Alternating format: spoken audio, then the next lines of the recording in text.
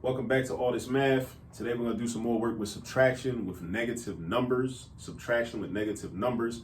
Before we get started, since I got one of my Dr. Martin Luther King t-shirts on, I do want to highlight something. I noticed that this quote that's on this t-shirt is actually a quote taken from one of his most, I would say, one of his best speeches that you never heard of, probably, or that a lot of people never heard of. It's the speech he delivered on April 4th, 1967 in Atlanta. It's the Why I Opposed the War in Vietnam speech. That Why I Opposed the War in Vietnam speech. Definitely check that out. That speech was very, very serious. Very serious and very relevant to today in 2022 as I record this video right here. You know what I mean? So definitely check that out. I know a lot of people were familiar with the I Have a Dream speech and, you know, all of that, but that's actually compared to the Why I Opposed the War in Vietnam speech. You know, those speeches are, you know, not even really worth discussing, not even worth talking about, you know, the speeches that are put out in the mainstream. But anyway, check that out. Because I know we talk about, you know, King has his own holiday and people talk about King every year during like Black History Month. We all think we know King, you know, but a lot of us haven't really studied King. We haven't read books that are written about King, and we haven't read any of the 3 books that King wrote himself. So I highly recommend check out those books. Why We Can't Wait, Stride Toward Freedom, and Where Do We Go From Here, Chaos or Community. So again, King wrote 3 whole books on his own, right? So you can really get a better understanding of that man in his own words, you know, in addition to the speeches that he wrote too. Like, you know, Letter from a Birmingham Jail, well, that was an essay, but Letter from a Birmingham Jail and, you know, other writings like that. At any rate, let's get to the subtraction. So with the subtraction, right, I got 2 examples up here, all right? First one is 7 minus negative 7. Second one is negative 4 minus negative 9, all right? So with the first one, when I look at that problem, I say, I see 2 minus signs back to back, minus, minus. That's called a double negative. That's called a double negative. So double negatives become addition, right? The double negatives essentially cancel each other out and become addition. So this 7 minus negative 7 is going to turn into, wait for it, 7 plus 7. The 2 minus signs come together and become an addition sign, right? Now let's think about for a minute like why that makes sense. Why that makes sense is this. If you think about subtraction and addition in the context of a number line, remember what subtraction tells us to do. Subtraction tells us to move to the left, right?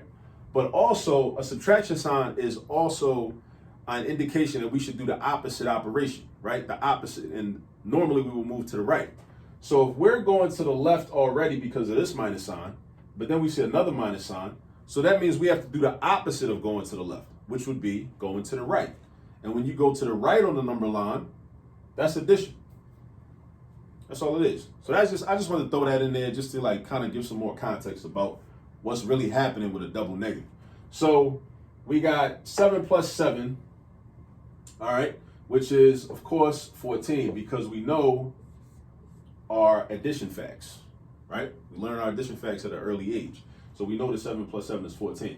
Another way to look at this, matter of fact, now since we're talking about it, is we can think of this as 7 plus negative 1 times negative 7, right? That's another way to think about it, right? I'm not trying to get too complicated with this, but another way to think about it is this is like, this minus sign right here is like a negative 1 that's being multiplied by negative 7.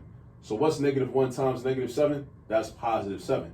So then we're doing 7 plus the positive 7, which we just did and got 14. All right, now number 2, negative 4 minus negative 9. Negative 4 minus negative 9, that's another double negative.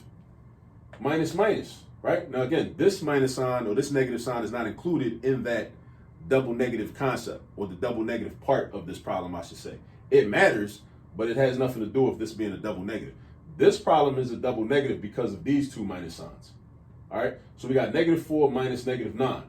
We flip those 2 minus signs in between the 4 and the 9 into an addition sign. So that's going to become negative 4 plus 9. Then we're going to add these 2 together. So we got negative 4 and we add 9. So if you was on a number line, you started at negative 4, and then we're doing addition. So that means you're going to move to the right. You're going to slide to the right on the number line. You're going to move 9 spaces, right? If you move 9 spaces from -4 to the right, you're going to end up at +5. That's where you're going to end up at. You're going to end up at +5. All right? Some textbooks will show you this method too. They'll tell you to do this. Basically change the order around. And yeah, because addition is commutative, meaning the order doesn't matter, or at least the order doesn't affect the final answer. With addition and multiplication, the commutative property applies to addition and also to multiplication. That's the same reason that 2 + 3 is 5, 3 + 2 is also 5. See, order don't matter. Mathematically, the rule that dictates that is called the commutative property, right? So if I use the commutative property here, instead of saying -4 + 9, we could say 9 + -4. And again, I'm not trying to get too complicated, but I'm just trying to break this down for you and show you like what's really going on with these problems, right? So we got 9 + -4. Now, on other videos, I've told you that whenever you see adding a negative or plus a negative or plus a negative number, that's the same thing as doing regular subtraction. So that's like saying 9 - 4.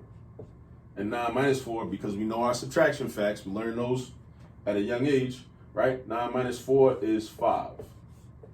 So that's another way to get the answer 5. You know what I mean? -4 + 9 is the same thing as 9 - 4, right? Because think about it. Think about it in terms of a real life scenario. -4 means you owe someone $4.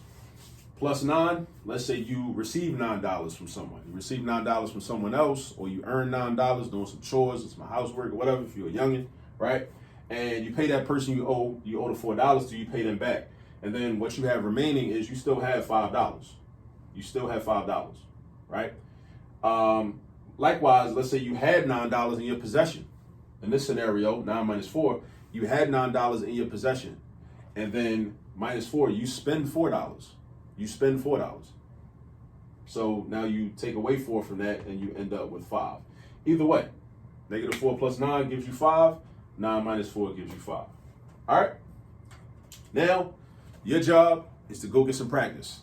And I'll see you in the next video. Peace.